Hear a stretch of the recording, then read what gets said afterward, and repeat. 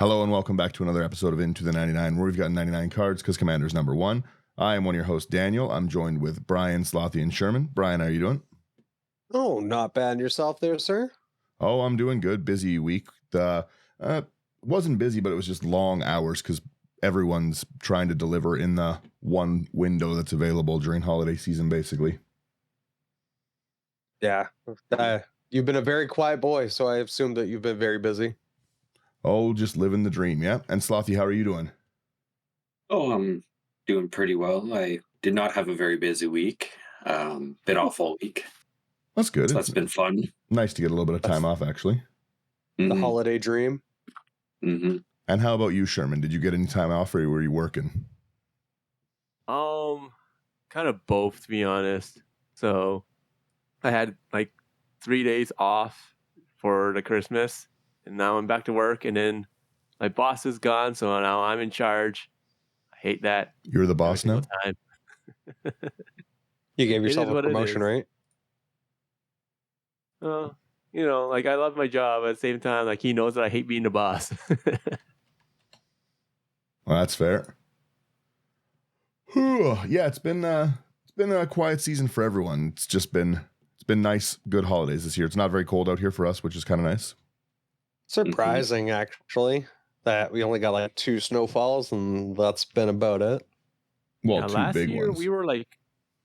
Last year we were really deep, like 4 to 5 feet at times, if I recall. Yeah, we had a lot of snow. It wasn't great. Mm-hmm. Yeah, actually, I think, Dan, you were mentioning that last year, like when you were driving, like the roads were a lot worse compared to this year. Well, it was minus 40 last year. Oh, that's very true. Yeah. Yeah, so. That usually does it. Yeah, the roads right now have just been clear. Like it hasn't been, I think it's been under minus 5 for the majority of December. Mm-hmm. Yeah. Weird. But anyways, this will be our New Year's episode by the time this is out, I believe.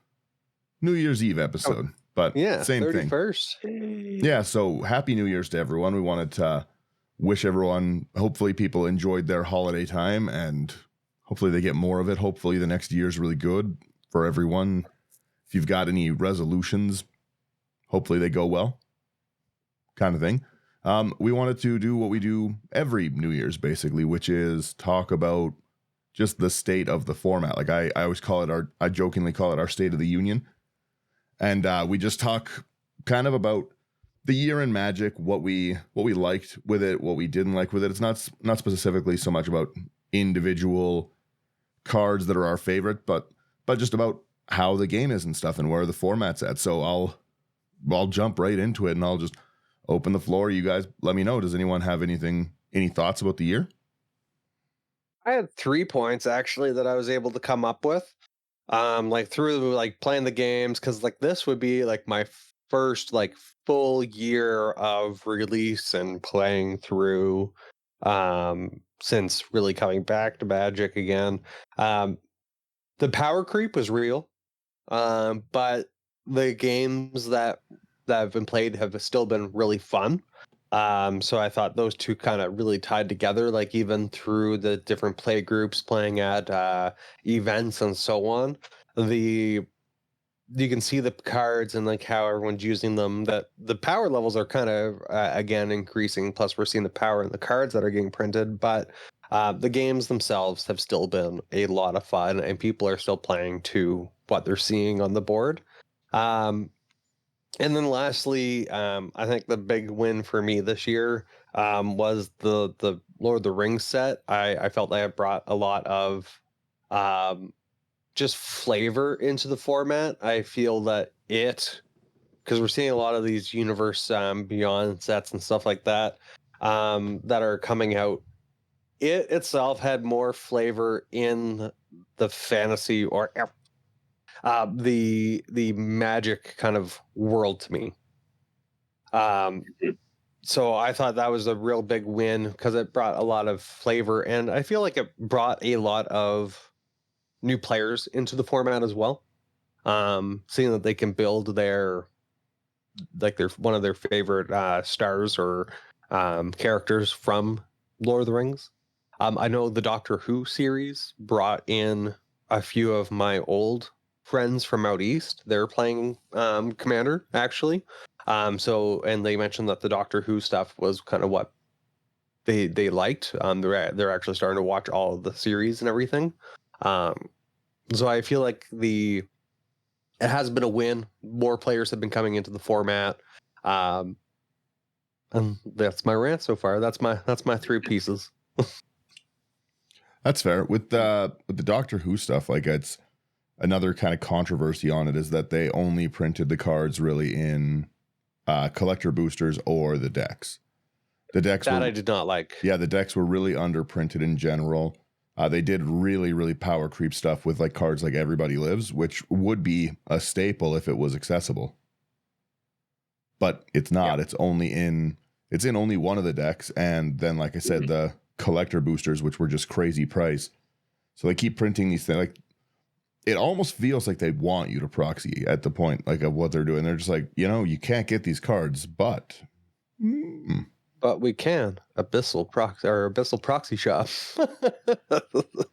Yeah, like it's just there's a bunch, and then Sherman mentioned like he did say like the layoffs and stuff, and that was a good point that I was like, yeah, we don't need to mention, but it was a good point and stuff, especially because I looked at it and the timing of the layoffs that like Wizards laying off a ton of people. But like it's right after like announcing like, look at this new card, A Loose in the Giving, Holiday Spirit, giving you unemployment benefits, maybe. Giving you promotion to customer. Yeah. That like it was definitely like a pretty shocking thing for people, and it's not a good time to lay people off like the holidays. Any company doing never good yeah, time. any company doing holiday layoffs, that's not looked happily upon. So a lot of them kind of got like 6-month walking papers is what it looks like. So it's a little hard to enjoy your holidays being like, hey, you're gonna need a new job pretty soon, but whatever. Well, with that, like it's hard to, like, I don't know about the rest of you guys. I don't know about everyone else, but for me, it's like it's hard to support the game when, one, the company keeps on raising prices. 2, the company keeps on bringing out super exclusive things that they're catering to the whales. 3, you have them doing things like remember like Magic 30th where they're giving it out to people that like gave it to the content creators like super rich, don't need it. Yeah, gave it to like the Post Malones and stuff. Yeah, or Cassius Marsh. Like, no offense to those guys, I love them, but like they don't need them, And then like you hit us with like this news that you guys are laying off people. It's like, but at the same time, you guys had like a record year for Magic and D&D. Like it as much as I love the format and as much as I love Magic, it's hard to be like, yeah, I support these guys. It's just like it's kind of a little bit demoralizing. Like, you want to support the game, you want to support your LGS, you want to do all this stuff, right? But LGSs keep on buying, like they're forced to buy certain products, like March of the Machine Aftermath. Like I feel sorry for LGSs for that. That's a bum one. But like at the same time, like Lord of the Rings was a huge hit, So, and everyone was basically sold out constantly. So like it's really, really hard to support the game when you keep on getting hit like this constantly. There's a lot of feel bad moments for certain players. Yeah. Well, from a sealed standpoint, like you said, there's no point in buying sealed. Like one of the biggest problems of the year, a two-part of this was Commander Masters in general. But it's that they printed some of the best cards from Commander Masters just for no reason again in the next set, like in Wilds of Eldraine. Like they gave us like they're like doubling season chase card, and people are like, okay, that's great. And then before it even came up, they're like, we're printing it again with anime artworks and different foilings. And like, so if you're chasing a doubling season, right? That's the point of a reprint set. It's like, oh, I can't get these cards. It's not like, well, it'll be in this set, the next set, maybe 2 sets from now. Who could say? Right.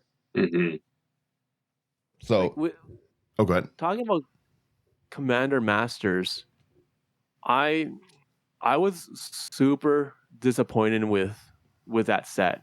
Like, it is a set that every single one of us looks forward to every year. But the reason why I was like, it was a powerful set. Don't get me wrong. You know, the pre-cons were dope. Oh yeah, My the pre-cons were good. problem was the price point. At that time, I'm strapped for cash. You know, I want to get one, but I can't because, you know, paying the bills is more important.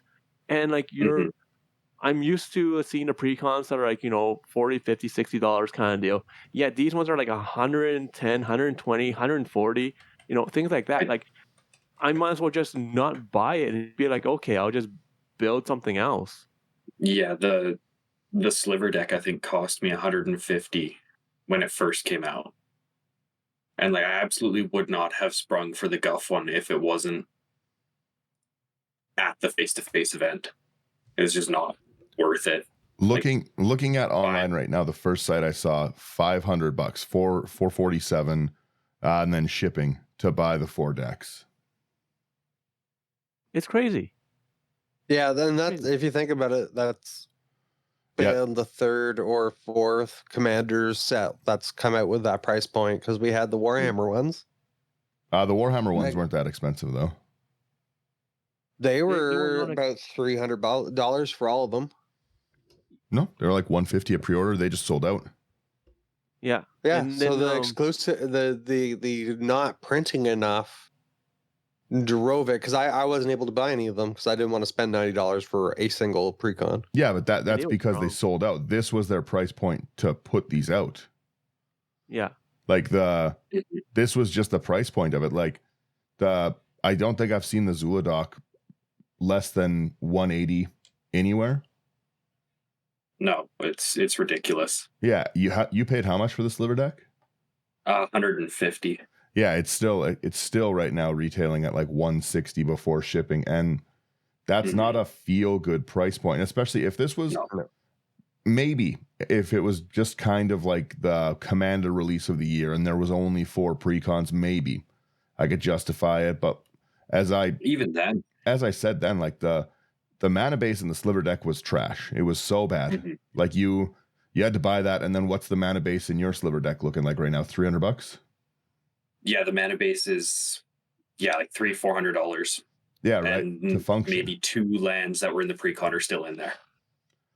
If you had a huge basin of lands you weren't using in anything else, then that made sense. But the price point on those decks was just crazy. The price point on the boxes and the collector boosters was insane, and the set sucked.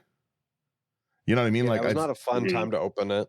The reprints were like, I'm looking at it right now, and a draft booster box is still $380 right now.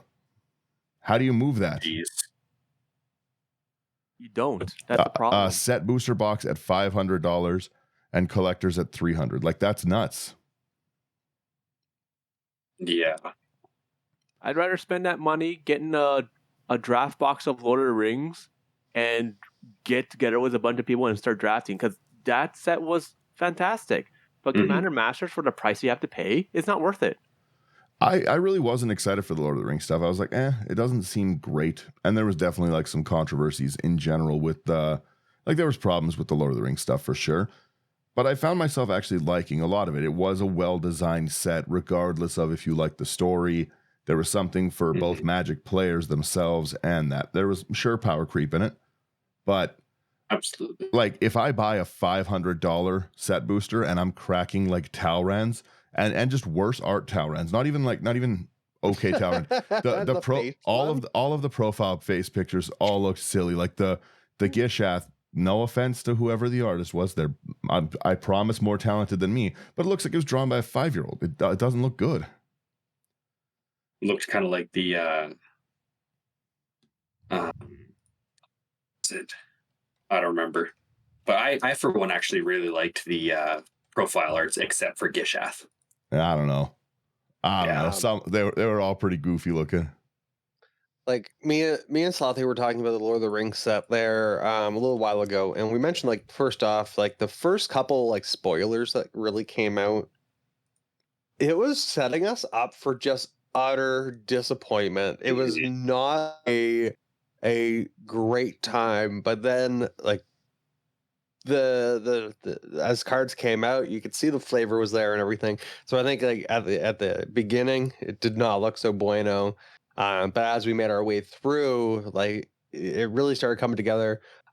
And yeah, I still have a couple little things for the Lord of the Rings set, but overall, it was still positive in my books.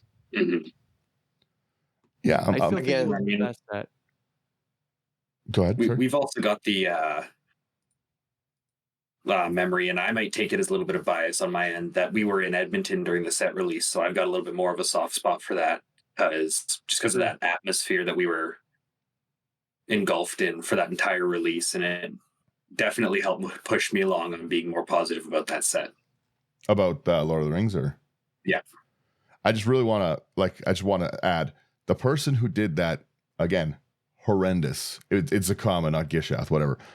They also did like the really cool Omnath, like, Omnath Locus of Creation, one of like the highest played cards. They did the alternate version of that, like the frame version of that. They did the same thing with like the Namada, the stained glass.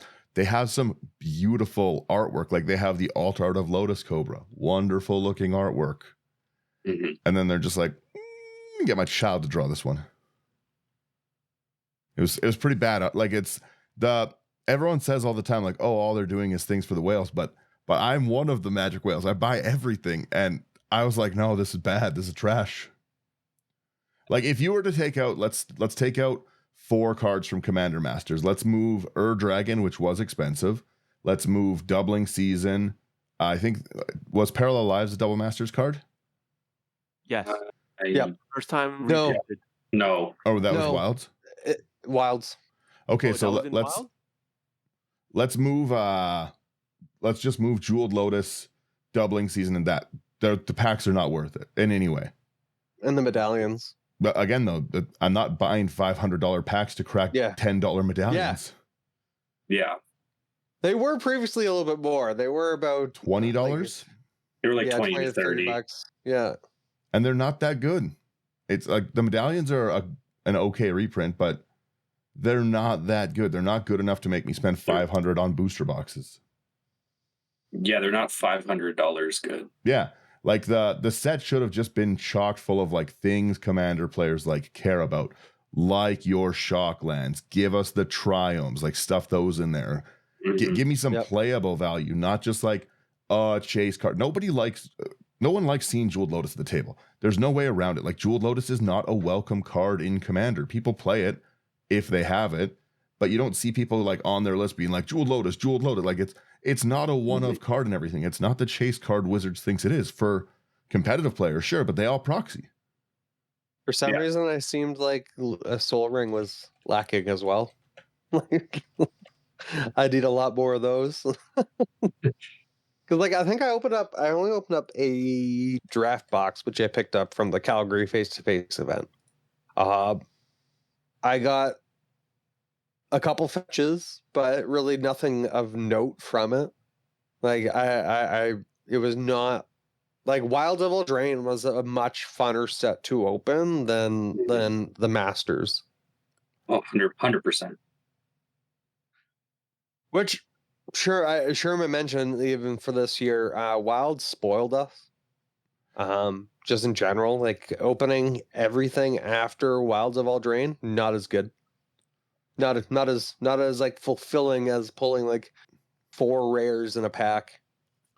In the top 6 cards of Commander Masters is Cyclonic Rift, a card that wasn't even that expensive. But even then, a lot of people have stopped playing Cyclonic Rift. Good.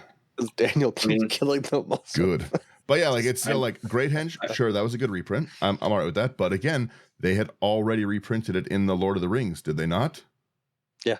Yeah, and then they also reprinted it in Wilds of Eldraine, I think. Yep. No, Eldraine was enchantments. Growing rights. Yeah, growing rights they did for sure. But again, like it's the top ones are Avacyn, it's Jeweled Lotus, Great Henge, Doubling Season, Avacyn, Fierce Guardianship. You can make an argument at least that Fierce Guardianship was good.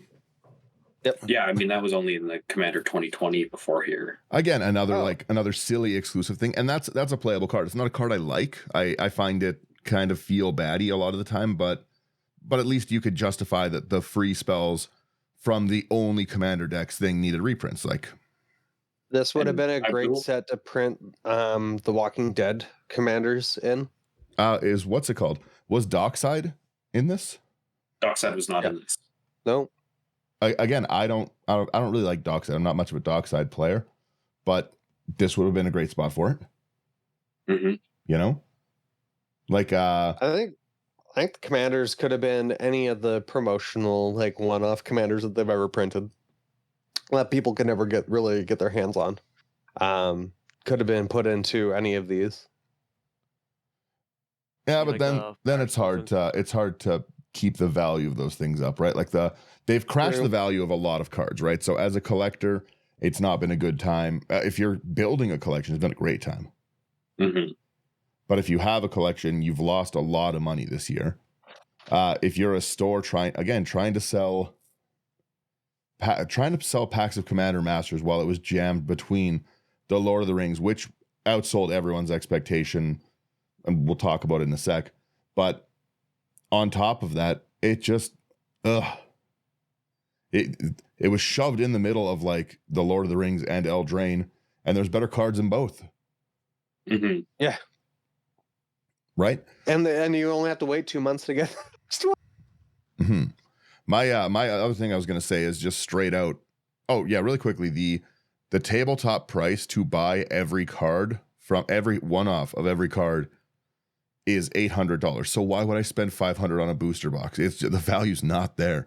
Like you're No. trying to crack like, oh, like this is like Galaxy Mega Hyper Super Saiyan 8 foil of Jeweled Lotus. Like that's what everyone's having to try crack right now. It's like, oh, my fancy card has a number in the bottom. It's serialized. It's one of 500. I'm like, there's 50,000 of them that 500 have a number. Who cares? Yeah, it all plays the exact same. Well, the serialized stuff has just never got me fired up because they're not special artworks. It's not like serialized like one of like 500 of this own artwork. It's just one of 500 of the same artwork where like the serialized stuff doesn't get me, and then shiny also doesn't get me. So No. with the serialized stuff, I don't know if you guys talked to the vendors at the face-to-face. I was talking to them a bit, and because like I overheard a bunch of conversations about people trying to trade in their serialized stuff, and they don't want them because they can't get rid of them. No one's buying the serialized stuff. That's the problem, right? Like No. if I can say something's worth like whatever, I could draw you all a card right now. Every listener, I could draw an individual card, and I could price them all at $13,000. I value these all at $13,000. You get them on Patreon. Go sign up. But that doesn't. If no one's buying it for $13,000, it doesn't matter what I say it is. Like it just, I could say it's $1 million card. This is my $1 million card, and if there's no market for it, listing it doesn't make me a millionaire. It makes me Looking someone at the one slightly ring. better at art than the Zakama. That's bad artwork. It's irredeemably bad. All of those were so terrible. I haven't seen a single one of them played. Like they have, like pardon my language, but Neheb has a glory hole in his mouth. It just, yeah, go look that up. I'm not wrong. Yeah, the Thunder We're just good. mentioned We're in 5 Oh, yeah. minutes, or more than 5 minutes into this episode. We're good. glory hole is Well, not a would you look swear at word. that? What's it called? It's but what I was going to say is that like Thunder brought up a good point that some were like, sure, the Lord of the Rings serialized, like the Elven, Dwarven, Soul Yeah, Rings, those are that kind cool. of stuff. The human one, those, sure, that was chase, but that was another one of my big problems of the year. Is I hated that cracking packs hunt for the One Ring. I didn't buy any of the Lord of the Rings stuff. I'm done with sealed for the moment. I don't like it, but how do you that serialized one? I get that one. A one of one in one of its own artwork. in a random pack that had been already offered for millions of dollars. It was, but it was tempting. Yeah. But again, a lot of people just didn't. They did print it on a good card. I'll at least give it that. The One Ring has been crazy. It is a card that does when you warrant use a it ban. for the first time, I have indestructibility. Well, you got protection from everything, right? Like that's one of the ones that I just on YouTube. One of the recent games that went up was my Kenrith Skip the Turns deck, right? And you have protection from everything till your next turn. Okay. I just skip my turns indefinitely. Yeah, it's the One Ring was it is an overpowered card for Commander. Orcish Bowmasters, I feel the same way. It's something that doesn't really hit the table, but it's very strong, right? Like it's just pretty silly. Mm-hmm. And then on top of that, like you got Delighted Halfling. There's no reason that they just printed like Birds of Paradise on heroin. Yeah. Right? Like it's the Mm-hmm. You could argue Birds always taps for one, but it's still like at its worst, it's a 1 mana pip that still taps for colorless mana, so it's always going to accelerate you. 1 mana for any colorless and can't be countered. Crazy. Like that's just an insane ability to have printed on just a card, and they're like, here it is, just whoop. Yeah. Slide that on in. There was a lot of good cards in the set. Like I said, that one was more fun to actually open and play. And I think the food deck was possibly the best designed Commander deck of all time. I definitely agree. Yeah, I would agree with that one. Cutting cards from that one, that was a challenge from start to finish. Usually you crack a Commander deck and it's very easy to be like, you know what, there's 30 cards I can pull from this. 20 of them are lands because they gave me 50. It's but this one was hard. This was like a solid, like a pretty solid mana base to start. Like you could upgrade your mana base a bit, but pretty good. And then the cards just fit. Upgrading it was difficult. Mm-hmm. Like you had to make actual sacrifices from a good list. It wasn't like they didn't put Zatalpa in it. No, is Zatalpa the flying indestructible bird that they put in every precon that has white? Yeah. Yes. Yeah. Yeah, it has more printings than the planes. Like it's just it's you know what I mean? They're just giving them out. Mm-hmm. So it was a good deck, and then I've seen a lot of people like the Orcs deck. People really liked. There's pretty good ones in the what's it called, the Elf voting one. That was a pretty interestingly put together deck. It was nowhere near the level of the food deck, but it's still good.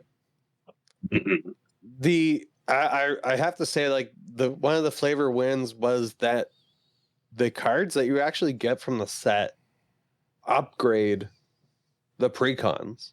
Like you're not going outside of the set to really upgrade the deck too much.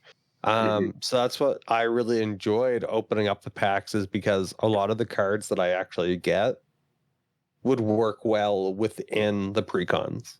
I thought, like, you went through all the cards that I had and you basically built your own, and it did phenomenal. Oh yeah, my illegal commander deck. I love that one. Yeah. That's just the fact that they made foods a playable type is pretty fun to me, because it was always a trash one-off token. You wanted your clue token or your treasure token, right? Like and then they're like, what if we just gave like the food archetype nothing but gas, just gas to the wall, and let's just make it crazy. And I don't think before this set people even knew that the foods gained you life. Who cared? They were throwaway artifacts, and now I'm playing and Slothy's gaining 80 life a turn, and I don't know what I'm doing with it. How am I getting through this? Or you're sacrificing the foods to make your goose huge and biting my face with it. But that's what I mean, right? Like they definitely gave a lot of love to like foods. They made a lot of archetypes that weren't so playable, and that was pretty cool. Mm-hmm. I think in Wilds then they came out with the Cookie Sculptor guy. So even again making foods, so food tokens on your creatures that get +2/+2. So even kind of continuing the growth there. I just want to see more like one thing for like future for wizards, just like more of like their original creature types. Like let's get some more Cavus and worms and stuff like that going. I'm sure we will. My biggest Okay. issue probably with the entirety of the year is they don't know what to do with the story. Like they wrapped up the Phyrexians were a big story villain. They were a big baddie, and they're like, what if we were to wrap that up in like 3 sets? Just get it out of here. Let's move it on. And like the current thing we're on is the omen paths, and that's the idea that now you don't need to planeswalk. There's just like paths in between the different planes that other characters get, and that's such an interesting way to make a story. And then they've just gone out of their way, like they've had to try to not make the story compelling. They're like, what if we made it like a clue-based set, and it was a murder mystery in the Markov or Karlov mansion, and there's new clue equipment, and it's a pipe and it's a knife. The knife's like I am so excited for the Ravnica clue. I'm not gonna lie. For the murder mystery. It is gonna be so campy, and I absolutely adore that. I mean, I get it, but like it's just they have the ability, like for anything they can do, like I've mentioned on many other wars. Kaldheim can just invade other places. Like they are the Viking place. That's what they do, right? Yep. They can have like basically like places that are older Ixalan, for example, right? It's like a kind of like a beast-ridden plane. That clashing with like a Kaladesh, like the fine arts, sophisticated, intricate metal kind of stuff. It's interesting. But Kaladesh has like mechs. They've got big walking mechs. How do you just be like, nah, we're gonna keep them here? They don't walk that far. It's nuts. Like the Gear Hulks are like a pretty not it costs okay so much thing. to fuel them. That's what I mean. The Gear Hulks are a pretty not okay thing to just be like, we'll just walk them on over and stuff. Like they just roll into, you know what I mean, Eldraine, like storybook thing, and then suddenly you've got your 40k mech. Like you could even have like now the school like Strixhaven going through all the different planes, and they're learning. It's just Field days, Strixhaven expeditions, Strixhaven field days. it's just so far not been wildly interesting. I understand that every good story has to end, and I really did like the War of the Spark thing, but that to me is the last place that Magic had compelling lore you wanted to care about in characters. There was stakes, it was the people you'd follow, and now they're just every set is like, we introduced this new planeswalker, and they're the greatest. They're the Wanderer. They don't even have a name, but they could slice Eldrazi in half, but they can't control their powers unless it's the time it needs to slice it in half. And you're like, okay. It's felt so low stakes, like they're just like, now Elspeth is a now Elspeth is an angel, and she killed Elish Norn in one chapter. It's all right. Yeah, it all seems very thrown together now. It was just like a rush to finish it. Like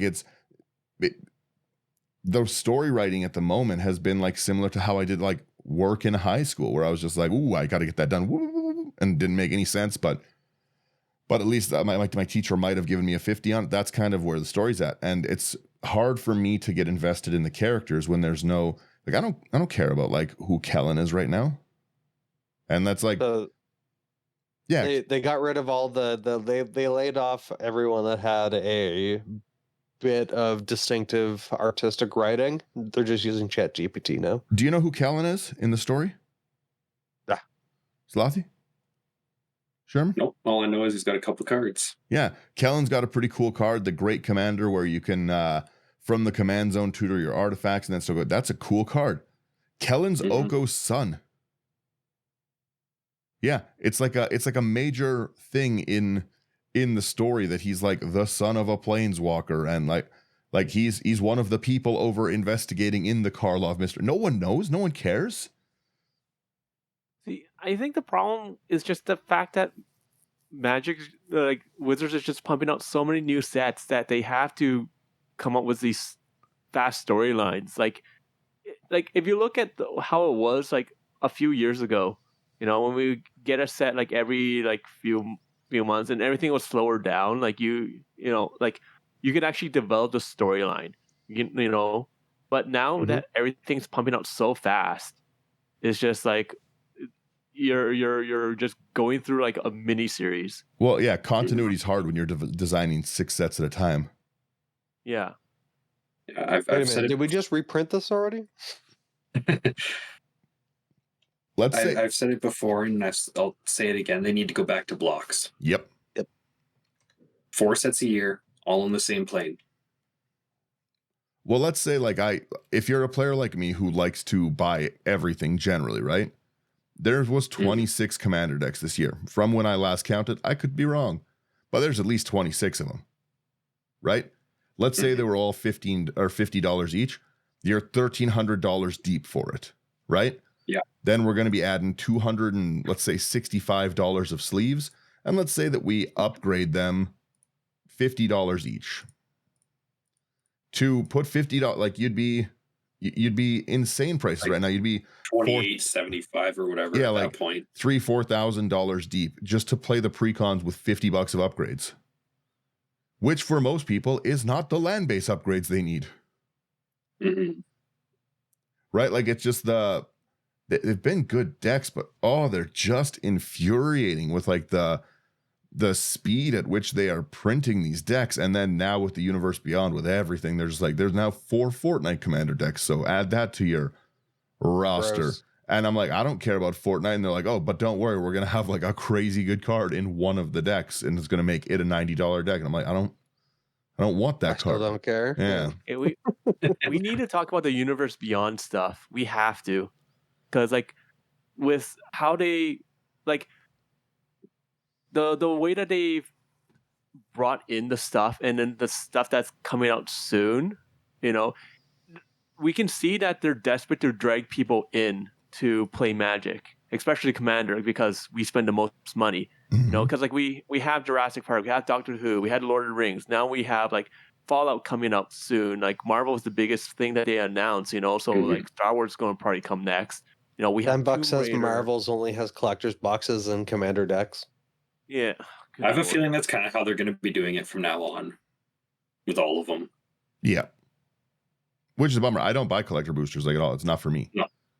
I don't care. I buy the card I want. The one card. I don't I don't get taken in at all by the like maybe I'll crack. I don't chase expensive cards. I just buy the expensive card I want. I'm not cracking for it.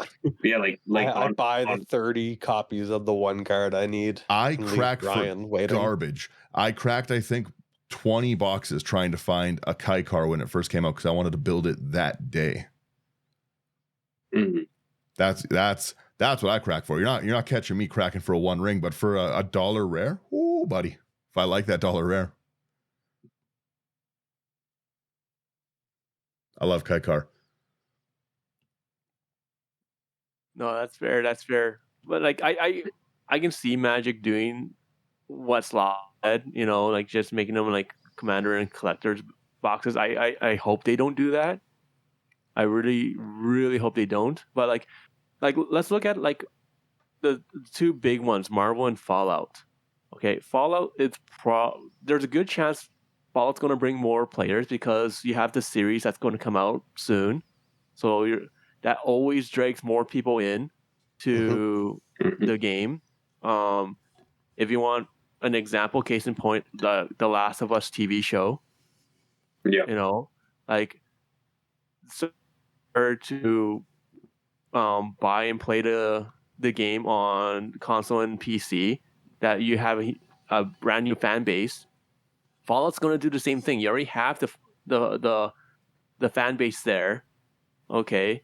And then you're going to have new people just going to check it out, and then you have people like, let's say like of all the people that are new that watch Fallout, let's say 10% of those people are like, hey, look, they have a Magic cards set for Fallout. Let's try this out. And then now you got another like, I don't know, like let's say like 200,000 people playing Magic now. Well, because you don't just capture the Fallout player. You capture the Fallout player and the Fallout player's friends who they've convinced to try the game. And the right? Yeah. But I don't. I'm not a fan of the Universe Beyond stuff. It was okay when it was Secret Lair, but now it's like entire sets. Again, the Lord of the Rings set was well designed, but I'm just still not a fan of the Lord of the Rings set. I didn't like the Baldur's Gate stuff, like the maybe that's just my own bias because I didn't like how they portrayed like the Forgotten Realms characters. Like they made a lot of pretty terrible cards. Like they made like all the Bruners are garbage, the Katie Breeze garbage. Like they're not good. They're like these like powerful heroes from like one of my favorite series, and they're like trash, get it out of here. What if we rolled dice? It's pretty bad. But that's what I wanted to actually say about Commander Masters. Even though I didn't like some of the stuff, there was no, like, I like the new cards. I like the partners. I like the choose a backgrounds, that kind of new pairings, new thing. And now they're just like, we're just going to reprint some of them, I guess. Yeah, I don't care for that stuff. Like, I like what you said, like about the commanders with the backgrounds, like coming up with new things like that. Like, the new card type battles, I actually like that quite a bit. So, like, for them to come up with like a new type, that's really good. Sort of like, with sagas, like them coming up with new card types is always nice. And the fact that battles actually work out really well, I'm excited to see them bring that again in future sets. But that's the thing. They bring in these new cards and they or in these new abilities, but then you only have those abilities for that one set. Oh no, I'm sure they'll have more battles. But but my thing is how long? Like, how long's the wait? Yeah, like I want more keyword evolve stuff. Like I want like these other abilities that we have, but like they just haven't gotten the support that, like, new stuff's cool, but getting support for some of the older stuff would be like better in my opinion. Yeah, back to the roots a little bit. The with what they're printing, like the speed, they can't really revisit those old ones, right? Because it's all fear of missing out. It's all like, you've got to get it now. It's only going to be here if you like these battles. They're only here right now, so why not get them? And then that brings back the whole thing, like the fear of missing out. Then don't, like, why? Like I understand they're purposely trashing the secondary market from the appearance, but like it's a trading card game. I from like a collector standpoint, I don't like that they're constantly reprinting a lot of the money cards, but also new players do need to get it. I do get that, but like reprints are great. Reprints at this rate are not. Yeah. Like Doubling Season has, what is it, 3 reprints in a span of 1 year? Yeah. That's not, again, it's Doubling Season's never going to sit at a $10 card. No, they can't print it to $10. But still, like, that's still a lot. Doubling Season was like 100 for a while. Now it's what, 50, 30, $38. I don't even want to know what my fancy dinosaur art one, because that was 200 when I got it. Feel like it's a feel bad moment for me. Yeah, they did the same with Food Chain. They wrecked Food Chain. They're like, all right, we're not reprinting Food Chain. I'm like, oh, great. And they're like, all right, here's a judge art of Food Chain. I was like, oh, that's pretty cool. I'll get that one. Then they're like, we're just going to reprint it. New artwork.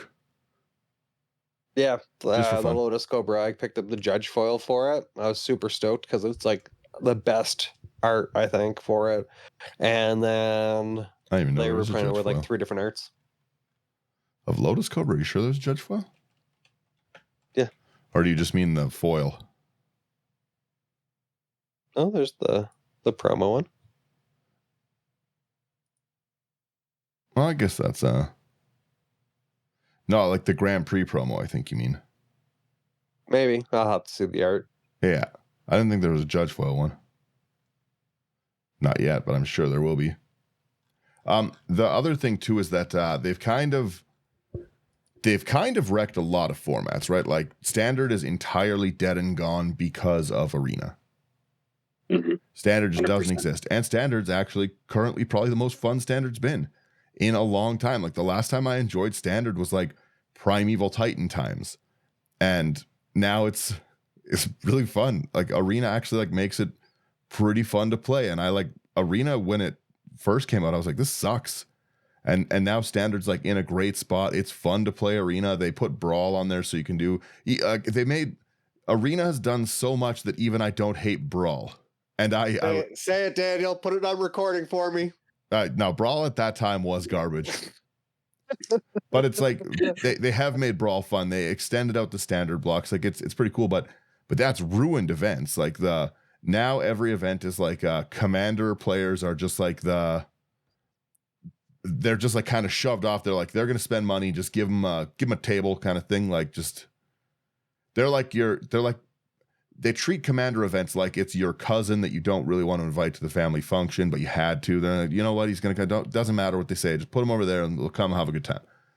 But like everything is like, oh, here's Modern or Pioneer. And I never see any of those guys buying anything.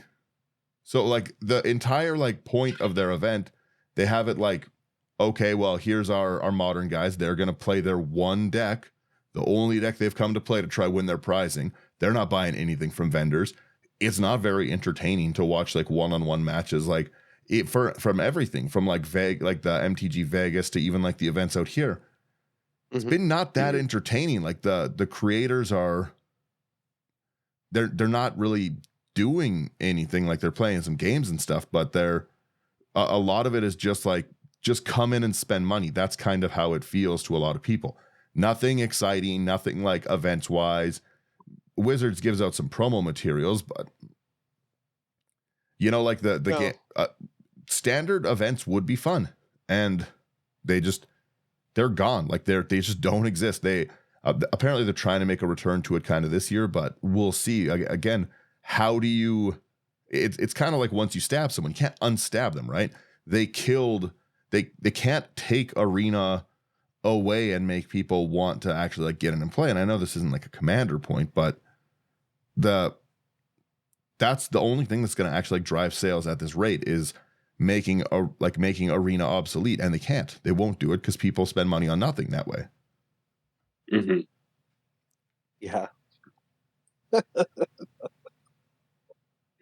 Like the whole Arena thing, like for the, like you were saying, the events, when you do go there, like when I originally, like even before we were going as like, us, I saw the events of coming into town as just a place for me to go and offload bulk and sell stuff. I never even really thought of it as being a place for me to go for the day to play. Primarily just for buying stuff and selling stuff. Like so like I really enjoyed the Edmonton one because again it was a command fest. So there was a more of a feel around for Commander, which I would love to see more Commander events happening. But the one here in Calgary, I think, was a Pioneer event. It was fun, but I don't think it was as bumping as the Edmonton one was. No, the Edmonton one felt much more alive. Active, yeah. There were far more people kind of just walking around looking for games there than in Calgary. I'm not even talking about like just our events. I'm talking about like globally Magic events. A lot of what you see is the who's who creators get brought out. They're having a good time, and everyone else is just kind of okay. Maybe I'll be able to shake the hand of. Maybe I can get a picture with Cassius Marsh, and this was worth my $300 admittance to Magic 30 kind of thing, you know? Mm-hmm. Maybe Post Malone will be there. Do you at least get a box of the proxy cards that they made? They're holding their value pretty good. I can't believe that they can't be used, but they have a value. Well, it's the same thing, right? Like I've got the Miram behind me can't be used, but it's valuable. I guess so. Yeah, right. The same with the foil sheet. The foil sheet isn't only in use for a collectible game. like think of the old collectors versions of like the betas, like the sharp corner ones with the gold backings that says collectors on those. Like those are technically not legal, right? They also didn't try to sell those for $1,000. Yeah, but Magic wasn't a big deal back then. Big deal to me.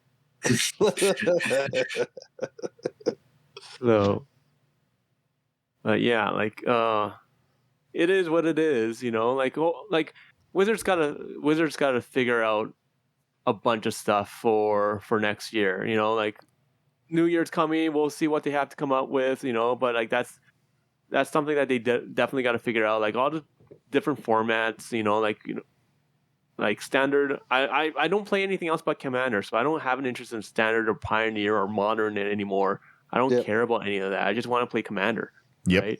And if they had events dedicated to Commander, like I bet you'd have people going out there. You'd have vendors like being happy because we're the one that spend money. Like Daniel said, if you're playing like Pioneer or Modern or something like that, you're not going there just to get the like the expensive cards. You might be there to get like commons or uncommons, or like $1 or $2 just to finish off a deck or two or something like that. But you're not spending like $300-400 buying like a dual land for Pioneer, right? Right. So my final like thing that I wanted to touch on before we were done today is that and you see this especially at events and stuff, we kind of all get into this playing with our play group thing, right? It's really easy to say like I'm gonna play with Brian, Slothy, Sherman today. I know how they play. But going out to an LGS as someone who doesn't have that play group, or going to it, Rule Zero stuff is just out of control. It's like it was a great idea at the beginning, but it's just out of control. It's just nuts to again, like be like, okay, I'm gonna have to explain the combos in my deck to you, and here's my win path, and like if I drop my food chain, I'm gonna win, so can't let me do that. And like you don't tell me what you're doing, because then this is changing the game. Right now you're gonna tutor for enchantment removal, you're gonna tutor a Crossing Grip if you can, if you know that I'm trying to recast my commander on the cast die, Crossing Grip, whoops, right? Like you're changing the entirety of the format by like at this point people are gotta start writing up little novellas, like little fan fiction about their deck and what it performs. And it's out of control. Just ban cards if they're problematic. If a card sucks, get Cyclonic Rift out of the format. Like don't make me Rule Zero and be like, hey guys, I don't like when you deliberately ruin the game and make it take an extra hour because you can't build a deck better. Don't make me have that conversation with people. Just say, hey, we looked at it and this is a one-sided card. This is a card that outperforms everything else in it, right? Don't just be like, oh well, if your play group doesn't like Jeweled Lotus, no. People don't want to see Jeweled Lotus. It doesn't feel good. People already complain about Soul Ring, which is 1 mana for 2 mana. Don't give me 3 colored mana at 0 for my commanders. Yeah. You know what I mean? I have to agree like that, and I think I have no idea if it's come around with the new rules for like these events, where like I was blown away when we were at Edmonton and you could hear them like, make sure you have your deck list to give to your opponent. Oh no, that's always been for competitive play, but we're not competitive players, so why are we doing it? Yeah, and that's what why do I want to give my advantage away? Like I brewed it differently than 90% of the decks that are out there. Like why do I want to give an advantage? Like I know how to, or I feel I know how to properly kind of score my decks. And I know how to say fudge my plays if I need to play at a lower tier.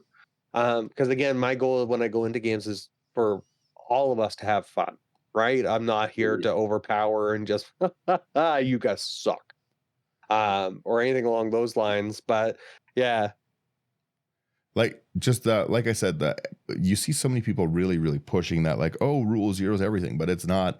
Rule Zero is not an enjoyable thing. A lot of people aren't the most confident players. A lot of people don't like conflict in general, and it's not easy to tell someone like, hey, what you're doing is infuriating, cut it out, right? A lot of people don't enjoy that line of like thinking. And if you're one of the players who has these like if you made a Turgid deck, for instance, Turgid's infuriating. There's no way to not play Turgid annoyingly, right? And if you're like I would say if you were to look at the four of us, right? I'm the most aggressive of the people, right? Is everyone going to want to tell me like, hey, Daniel, I really don't like what you're doing. Like, it's not fun. Like, you don't know if the person's going to get upset. So you just kind of suffer through it. This is the only Magic games you get all week. You've looked forward to playing all week, and here you go. Now it's our dual lands. Now we're cracking our cards because I've made you discard X, Y. Like, it's not wildly fun to have to balance everything on do I have fun playing this game? You can't do that. Like, I play League of Legends. That's another game, right? I can't just have a conversation before every game and be like, I don't like if people are beating me, so can't play this card. I only play ranged champions, so don't like any other ranged champions on the team. You don't get to do that. You don't. I hate the current Rose Zero thing where people are just like, oh yeah, like yeah, tell me to switch out a deck, or no, the cards are legal or they're not legal. You remember when the Lord of the Rings set came out, or not the Lord of the Rings, sorry, The Walking Dead. They're like, oh, I won't play with someone who has that commander. Mm-hmm. Like, are we really being that big of children here? Like, again, like it's a competitive, or not competitive game, but it's a game. I understand if you're trying to play stuff like my Rosie and Meredith deck. Meridoc, yeah. Like that's not a legal pairing. That is the thing. If I want to play a Lucin like last week's episode, that's a conversation I got to have. I've got to say, hey guys, are you going to let me play? But that's, again, because it's not legal. Like, make it legal or not legal and then stop complaining. If it's legal, then it's allowed there and we have to start playing around it. If Cyclonic Rift is going to be legal, I'm going to start targeting my play on, they may be running it because it's a strong card. I'm going to kill them first. And that's just how the format has to be. You can't just be like, we'll just slot in a basic land because I don't like your Esper Sentinel. Don't like paying for a Smothering Tithe. Get that out of here. Ooh, this card actually triggers me, so don't. It's like, I think for another thing for me, like I don't want to know like you mentioned, like the win cons. Like, I need this card and this card. I don't want to know that. Like, do you have an infinite combo? Yes, I'm running infinite combos. Excellent. Okay, that's all I need to know. Because then I can choose my deck accordingly most times and have one that may be able to interact. I love getting hosed to like a creative play. Like, I love losing to something silly or something I didn't see coming. And that's the fun part of like, it's an eternal format.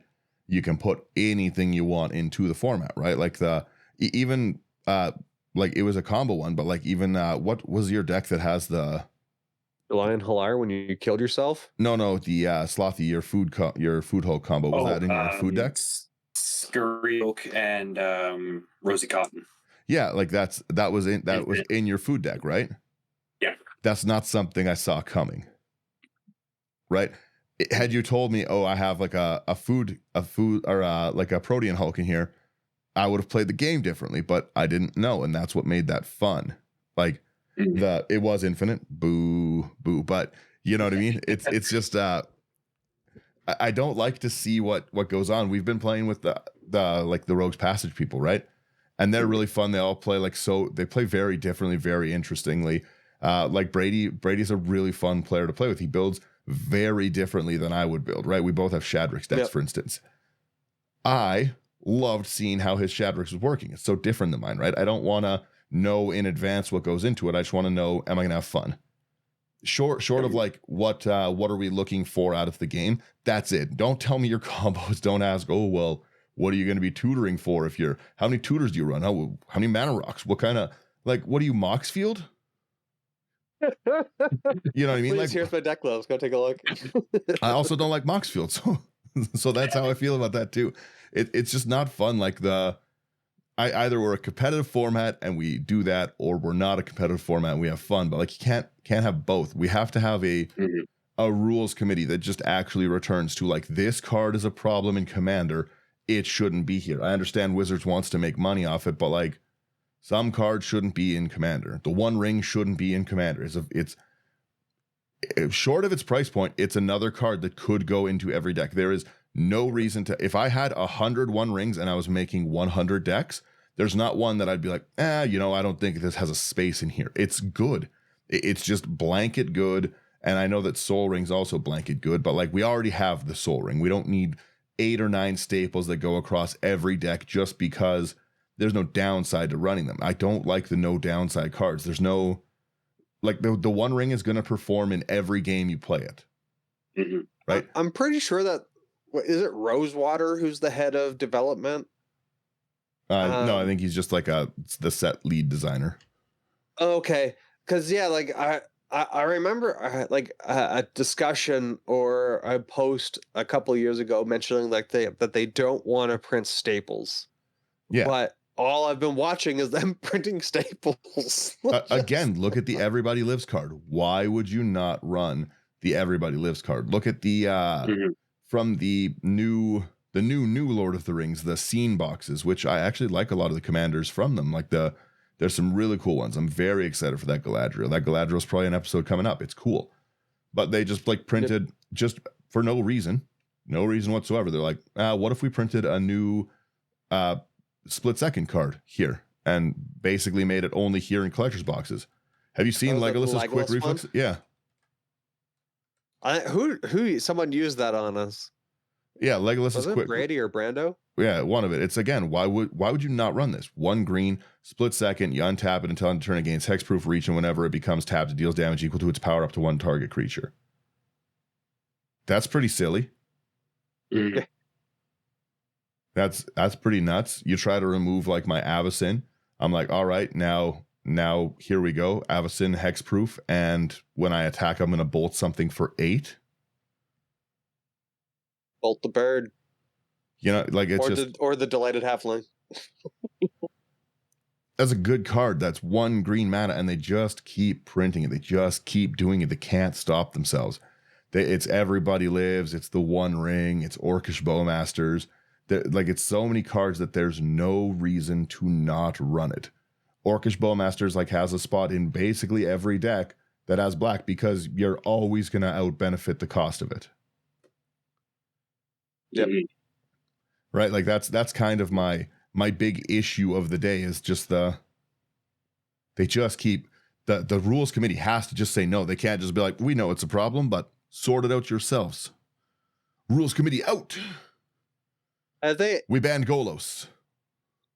Was that was the last big ban, right? I haven't heard of anything new for Commander. Yeah, that's because they just keep saying like, do it yourselves. Yeah. Oh. The rules committee is the self checkout of the grocery store aisle for Commander. It's just, you know what? Scan yourself out. We don't really care. Some people are gonna steal. They're gonna not follow. But you know what? We think enough people will. So it's all good. That's all it is. They're like, proverbially speaking, open another till. That's all I'm saying. They're giving the self-governance to the people who don't want it. Well, it because it's not even, it's, you have to govern random players then, right? Like you have to say like, okay, well, you don't get to do this because again, based on that, how can you have both stances? How can you be like, Golos sucks, get it out of here, trash, ban it, too problematic. And then someone else is like, I have a problematic card. And they're like, nope, opinion out of here. Take that to your own group. Make your own case. Yeah. When I came to Golos, I made a curses deck. Like, I don't see the ban for him whatsoever. Everyone's whole point of like, oh, well, you know, it's just like so many people are doing good stuff. I'm like, oh, did those good stuff decks go away? Did they just stop making 5-color decks now because you took away Golos? They're just, you know, no, not have Kenrith. Yeah, now they just do Kenrith or like, you know what I mean? Anything else that's 5. Yeah, anything else that's 5-color. Connor's Atog deck is. Oh yeah. Like, if people want a value pile, they're gonna get it. Like Golos wasn't. I'll take it to the grave that was a bad ban and it was like not good for the format. But just for it to be followed up with nonstop, like, like Drannith Magistrate, that's not a card I should have to explain to everyone why I don't like it. I shouldn't have to have a conversation and be like, hey, when you play a card for 2 mana that I now have to remove to play the format that we're playing, I don't have fun. I shouldn't have to have that conversation. They should be able to objectively look at it and be like, hey, that card is an anti-commander card, and it's making everyone like the play more removal is not a good argument. You know what I mean? My deck's not 100% removal. There's gonna be games, shockingly, I know, where I'm not holding removal at the time. You can't be like, oh, well, Leovold, he makes it so you can draw into more removal. You can't play that. And then it's just like, but here's a card that must be removed by every other player, and like, hopefully you can hit it. Or even new cards that came out this year, like Cyber Conversion,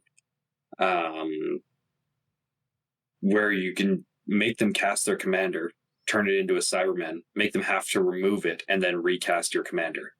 Oh yeah, the Imprisoned by the Moon, Kenner's Transfer, those have always been like frustrating cards, right? But at least they're one-sided. You can like threat assess instead of just like 2 mana, too bad for the table, what's up? I have boots on it. So now not only do you need one set of removal, you need another. And guess what? I've got blue, so hopefully you got a third one of each of those.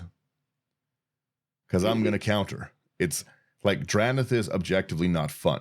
I don't know anyone who's not the player casting Drannith. It's like, no, I like when that hits the board. It really gets the game going, really puts me in a good place. I mean, I don't mind it when I'm playing my Derevi deck. When you're playing Derevi, maybe if you're playing Ovika and you have to get to like 8 mana to cast your commander, maybe then you're like, yeah, Drannith can stay around. I don't see why not. Even still, Derevi gets around it. No. Which blue, white, red are you playing? No. Derevi does. I'm saying if I'm playing Ovika, I don't mind if everyone else's commanders slow down. That's okay. I'm days away from playing my commander anyways. We're turn 13 when I'm dropping this thing the way I build. You know, like it's just the land to go. Yeah, like there's I get it, but it's objectively not wonderful to like have a format that's like, here's like Monarch. This is a great mechanic that like is interactive and makes everyone swing at each other and gives you a reward. And they're like, and also here is something that just wrecks the game. Just ruins the game. They can't play their commanders. I don't see any way that this could go poorly. They can't play it. There's nothing to see here. Boo-hoo. Like, you know? It just there's a lot of cards that suck. Turgrid's a card that sucks. I love Turgrid. Don't get me wrong. I love Turgrid. Turgrid is a card that is like ban worthy only on the feel bad, because again, you can put it in the command zone and just wreck everyone's game. And Slugless Tail. Yeah, Toxrill also another problem card, but at least expensive. But again, it's not something I have a Toxrill deck. I love playing it. I got like a Mana Vault, Mana Crypt in that bad boy. I like put a lot of money into that deck. No one likes it. Not a single player enjoys that deck. It's all Mana Rocks. It's all Mana Rocks and counter spells and then Toxrill. That's it. We're just making slugs. There's no break. It's a caveman deck. It's just straight out like Oonga Boonga slug time. Like that's the entirety of my Toxrill deck, and no one has fun with it. It's the like Tiny Bones was at least a little interesting, but having to pass your cards around the table and just be like, oh well, I don't know. I have a very big problem with the rules committee based on that right now, because it's not fun to self-police a format and stuff, right? Like it wouldn't be fun if we just like made like a boxing league, let's say, right? And then we're just like, you guys have to decide the rules every fight, because then just whoever's better at arguing wins and stuff. Then it's me who's like a giant fighting like a child, being like, well, I out-argued the child, so now I'm gonna punch them to death. No, it's not fun. You know what I mean? Like it's like I don't agree with the weight classes, and they're like, oh, okay for this fight, I guess. And it kind of really puts, like you mentioned it, the people who are, I hate to say it, like socially awkward or that don't want to have those confrontations, that you want to go out to one of these events. We want to go out and play games. I want to go out and experience and see new commanders that I haven't played before, yada, yada, yada. But now I need to have a whole conversation around what's expected at the table without really the rules committee making those calls for me, like on what's a problematic card to the format and things like that. Well, let's even like take it that step farther, right? Let's say that you spent your whole week, and like there's a lot of people who don't like what's going on. They have jobs they don't like. money's like tight, they've got bills, they're stressing out. A lot of people look forward to Magic. It's the one thing that they enjoy for the week. It's for everyone. It's a game where no matter who you are or how you are, you're accepted and welcomed. Everyone can come play Magic at any point in time. Let's go. The more the merrier. And you've worked on this deck. You've spent maybe a month putting your time, your effort, your focus into, I've made this creative combo this way. I really put a lot of this. It took me months to find and source out the cards because my game store didn't have it. And then you sit down, someone's like, nah, not playing that.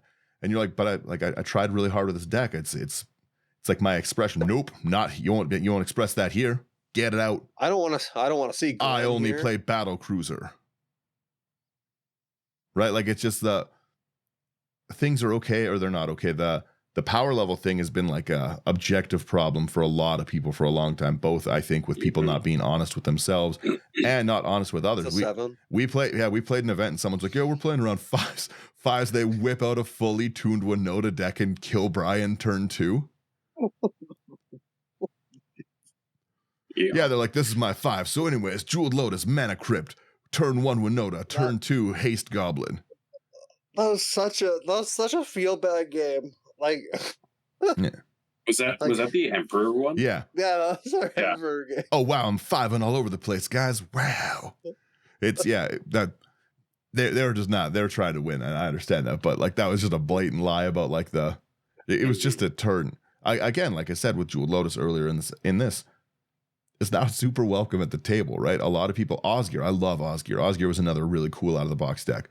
But you give Osgear Jeweled Lotus, and then you just play a land in Jeweled Lotus and turn 1 Osgear, and then tap Osgear on turn 2 and make 2 Jeweled Lotuses.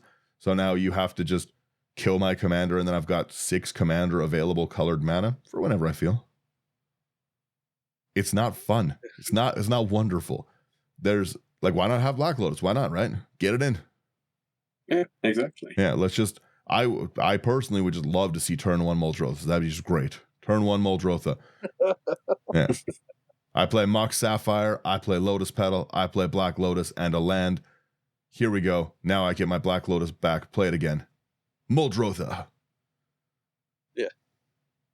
Like it's like you said, scoring your own decks. And that's where I kind of just ask, do you have tutors? Do you like I ask the things that I know that in my mind would increase that power level so I can formulate my own understanding of what it might be. Because again, like our shirt says, and Dan always mentions, it's a 7. Yeah. Every deck I've ever asked, it's a 7. Everyone, no matter what it is. It could be a precon, it's a 7. It could be like a fully tuned CDH lift. Yeah, around 7, 8. It's like everything's a 7, right? And it's just I don't like that, especially from like an events and like playing at like stores thing. It's not fun to just like randomly have to like be like, okay, here is what's my deck. Here is that. Like it just feels bad. Like let's just say like, hey, we want to have fun. I play something I think is fun. You play something you all think is fun. And at the end of the game, we have a nice post game. How did everyone feel about that, right? And they'd be like, I feel like you kind of ran away with the game. Okay, well let me tune me down a little bit and let's see from there, right? Like instead of just like going in blind and being like, we all agree with this. We all agree that Slothy can't play the deck he brought to play. Play something else. You want to borrow? Yeah, you can't play that deck. I don't like slivers. You want to borrow one of mine? It's the only deck you brought to play, but you can't have any fun with it for the weekend. There was one day I went to Ogres. I think I played 2 games. I mentioned like, hey, I pulled out Urza, Prince of Krug, because I was like, what power level were we playing? One guy is like, I have a semi precon. Another guy's like, I run the CDH events down at Century Box or wherever. Oh, all right, sounds good. He didn't state what power level he was running. And then I think there was one other guy, just random decks. Again, just asking like, hey, what power level are we playing here, guys? Like, again, we want to have fun. all of them really couldn't answer. So I was like, all right. So I played Prince of Krug. I was like, I'll see what kind of decks we're playing here. And yeah, I'm pretty sure like turn 2, turn 3, I was done. I was like, yeah, all right. I played one more game and I was like, I'm done for the day. You're like, yeah, well, that's going to put me to bed. So thank you. Yep. I think I left by like 6:30. Like a big problem with that is there's such a huge variety of like cards, like and playstyles, like competitive. I love some good fast Magic where it's like Some balls to dark the wall. magics. Let's play the dark or the evil Magics. I love it. You know what I mean? But that should have a different ban list than like someone like playing like very casual stuff, right? Like there should be a casual and competitive, because sure, competitive players having a Jeweled Lotus, you're building for that, right? I want to see people go off, but I personally don't like playing a 2-turn game and then being like, oh, great, man, now I can't play for the rest of the game. Let's, I guess, go to the next game. Like it's shuffle and draw again. Like prestige. Yeah. I will, I'll summarize because I'm getting long-winded on it, but like my view of the format is that, like my final thoughts on it is like, I always say that I think Magic's in a good place and it's a good time to start. And it is a good time to start if you're building a collection. But I don't, this is the unhealthiest I've seen the format in a long time. The release schedule is not sustainable. The player base is like devolving into an insane arms race at every turn. Like you see your EDH Rex, you see it just stuffed with like, put in the One Ring. Like in every deck, it's like the One Ring should be here. Get a Psych Rift in here. Like everyone's like seeing constantly that you should be, but it's white, Esper Sentinel, and Smothering Tithe. Obviously you need those, right? It's fractured big time. It's just like I said, it's just an ever going arms race at the moment, and sometimes it's fun to just tune your own stuff down. That's like my whole takeaway is that like I think you'll have more fun with the year if you just build a little sillier, build something different that you don't normally do. You know, use some of the slower rocks, right? Like kind of give yourself that disadvantage and learn to politics more. Learn to talk to the table and make your stuff there. Like I see Sherman play a ton of budget decks and win those games solely because he like politics very well with it and has good threat assessment, right? Like would Sherman's like games go up if he because he still has that politics and that, like if Sherman built $1,000 deck, it's going to go off, but he still has that politics and threat assessment, right? So build that, give yourself a little bit of a challenge, but like I do think this is the unhealthiest the format's been. There's no time to digest sets, right? Like I'm still building like stuff from like the Ixalan stuff, and we're going to another set soon. I'm still building stuff from Wilds. We haven't even talked about Talion. Oh yeah. Brian loves his Talion deck. It's like I think one of his favorite decks right now. Oh yeah, I love my Talion deck. It's so fun. Did you see my win on Rogue's Passage? Oh, that was a fun one. But yeah, like Subjugate Hobbits for the win. You know what I mean? There's just no time to build any of it. Yeah. There was one of the ones I had to build. I had to build the new Galadriel from the scene boxes, but that's technically the Lord of the Rings card. Were multiple sets like back then, and there just hasn't been like any time to digest anything. Like I'm still talking about Lord of the Rings, and that's because I can't actually remember any of the other things I wanted to build before it. Oh, we still haven't even basically touched half of the the duo cards, commanders. Which not ones? Partners, but the paired cards. Two commanders on one. Oh, like there's so many of them. Like you did the Sphinx and the Sphinx and the Vampire last one. Oh, like the team up cards. Yeah, the team up cards. The team ups were so cool. Exactly, like Alenda and Azor and all those kind of things, like Slimefoot and Squeak. There's still so many more of them. Yeah, like I'm still putting some of those decks together because those were some of the coolest cards I've seen in a long time, and they're just like new set time. Yeah, like I was talking to Brady, like I think for the next couple of Brewing It Lives, if I can find a export to export out all of the commanders, and just random commanders going forward.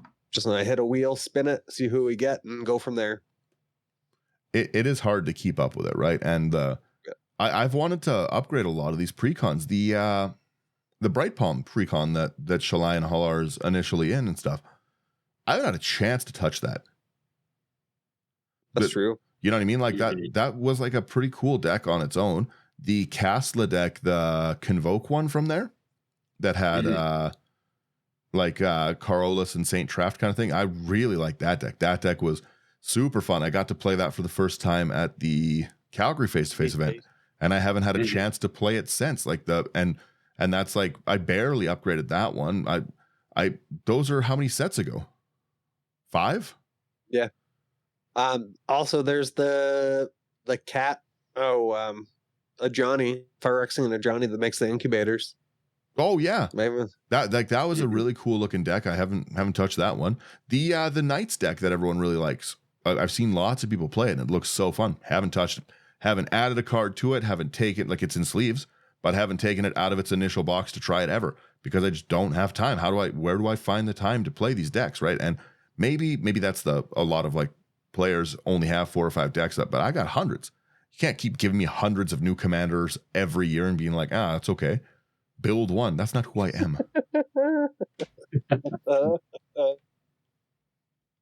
That's attacking the essence of my soul. Sure is. Yeah, that's my thoughts. What do you guys think about the state of the format? Do you think it's good, bad? Ryan, you go first. I definitely think it's fractured. Definitely, just I don't like that everyone has their own set of rules. I like when there's just one set of rules to follow. I have to agree. I don't really enjoy this is how I win with this deck. I think not giving away your secrets is a lot more fun, so you can surprise people with what you've kind of planned with your decks. So finding a better way to express where you kind of sit in a power rating. And I hear a lot of people going, you can't measure with numbers. You can most certainly measure it with numbers. It sounds like you just haven't tried hard enough. But for the State of Commander, I'm having fun with it. I have friends who I haven't talked to in years that have started playing Magic again, and they heard our podcast and they reached out to me. So I'm looking forward to maybe getting some games in with them. They're, again, primarily playing all precons. What deck shall I go into them with? Like, that's again, so I'm going to have to say, like, try to pick a deck that's not going to overpower them. But again, I want to have fun. I want to foster that fun environment so that they continue to play. And again, hopefully, foster that fun with their local play groups as they go. That's my goal and what I try to bring to the format. And Happy New Year's, guys. Slothy? Yeah, I'm in the same boat as Brian with a lot of things. There's a lot of things that I really like about the format, and I think are in a really good place for those specific things. But then there's other things, kind of like the rules committee kind of just tossing everything on us, where it's like, yeah, you know what? It could be much better. However, there are still a lot of things that I very much enjoy about the format. Made a lot of good friends this year, especially. Yeah, short and sweet. Good and it's bad. Fair. I have to agree with everyone that the format is definitely fractured into competitive and casual. Like we did a deck tech where I had to like literally build a deck that's powered up. I don't like doing that too often. I like doing jank. I like doing silly things. I like my song tribal. I want to play my song tribal more often, but it's hard to play against decks that are dropping things and going off on turn 3 or turn 4, right? That to me, like I started playing jank because in our play group before there was an arms race and I couldn't afford it and I hated it, and then I decided to go jank and turn it down, and that's literally how I met Daniel, because he literally put together Madrotha and he's like, I sold my Mox Pearl to build this deck, what are you playing? And he's sitting next to me, and I'm like, I'm playing a book tribal deck. And we became friends that way. And I still have the same theme deck. Okay? And I keep on improving it. And it's jank, but it cannot compete against these people that are quite frankly lying to themselves, saying that this is like a 6 or a 7 casual when you can go off on turn 3 or 4. That's just silly. Like the rules committee is like, okay, everyone needs to self-police. You can't self-police if you're not truthful to yourself first. True. Mm-hmm. Right? I know the strength of my decks. All right. If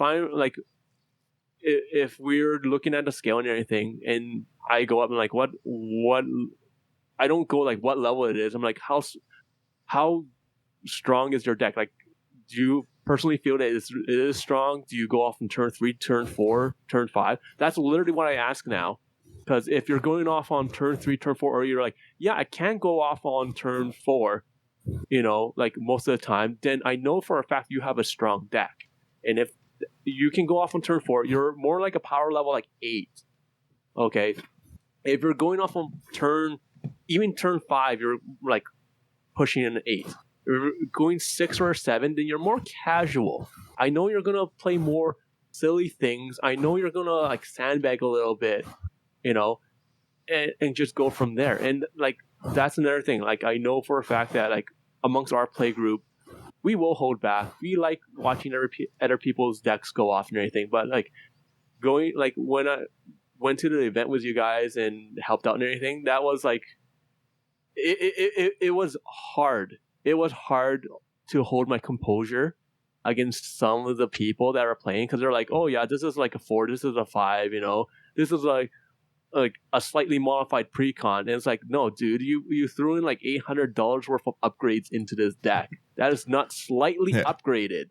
That is upgraded. I only changed 10 cards. Those 10 cards is only like $50. That's most of the price. No, dude, you literally took apart the deck and rebuilt it from scratch. You did okay. It's not a precon anymore. Yeah. So, like, I think this, like, the rules committee is kind of right at a point where it's like, yes, we got to self-police, but at the same time, I do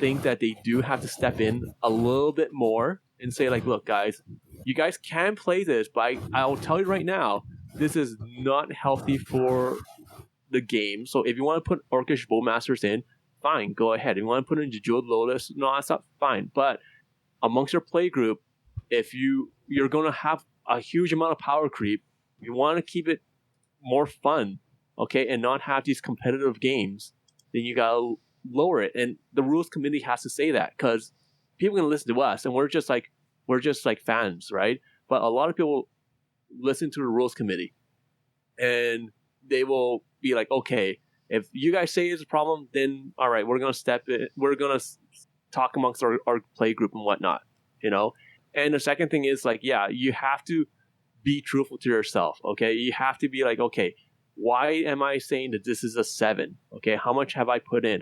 If it goes off on turn 2, turn 3 and kills someone, it's not a bloody 7, okay? It's nowhere close, all right? Even if it's like, okay, but I can just kill the one person after that, I'm dead. I never win with this. I don't bloody care. It's not a bloody 7. Everything's a 7, yeah.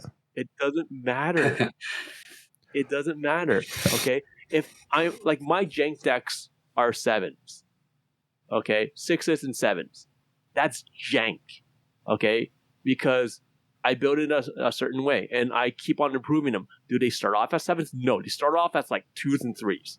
Okay, precons can wipe their butts all day long, and I slowly improve it to the point where it gets good, right? And then it can actually compete, but during those events, like during the face-to-face event, like my stuff could not keep up. It was very, very, very difficult. So, yeah. And, yeah, like, it always feels bad when Slothy's mopping the floor with us every time. Okay, that Commander Master's precon slivers is so strong, right? Yeah.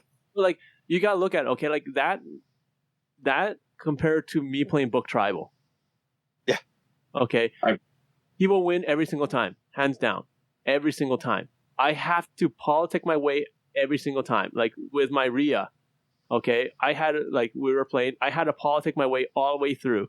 Okay, like convincing, like saying, like, okay, I'll you attack me, I'll attack you. Like, if it weren't for Daniel letting me get through with Rhea constantly to make the mites, there's no chance I would have won, right? But once again, it's just politics, and plus Daniel wants to see decks go off. I like to see silly things. Yeah, and I think that's what makes the format fun. Like, I think that's what people are forgetting. Like, winning is fun. Don't get me wrong, okay, but watching stupid, silly things go off is even more fun, and people have to remember that. You know, I think it's really fun when you build your decks to the point where you can't win on your own, and you have to politic with the other two people at the table to be able to pull off the win. I deliberately do that with all my decks. Like the Sahili one is the first deck in a long time where it can run solo. Every other deck that I've built so far, okay, basically would need a politic. Well, except for the precon from Wild of Drain, one that Daniel gave me. That one can run on its own. But once again, like I swapped out maybe 10 cards. Like a lot of the precons that they're building are very well built. Yeah. You know, so it's great for anyone that wants to come in to play the game, get into the Commander format. They pick up precon, especially the newer ones, and they're often running and they're doing well. There's very, very, very little that you have to change. Most of the time, it's just a land base. Okay.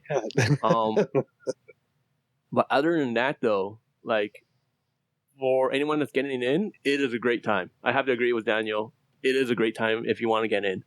For anyone that's been around for a while, for the rest of us that like are trying to keep up with everything and trying to build our decks and get together and interact with new people and, you know, have that rule zero conversation and everything. It's so like, it's like I might as well just give you guys a contract to read over, you know, and be like, okay, does everything look right? All right, let's sit down and play before I even bother bringing on a deck. That's what it feels like most of the time now.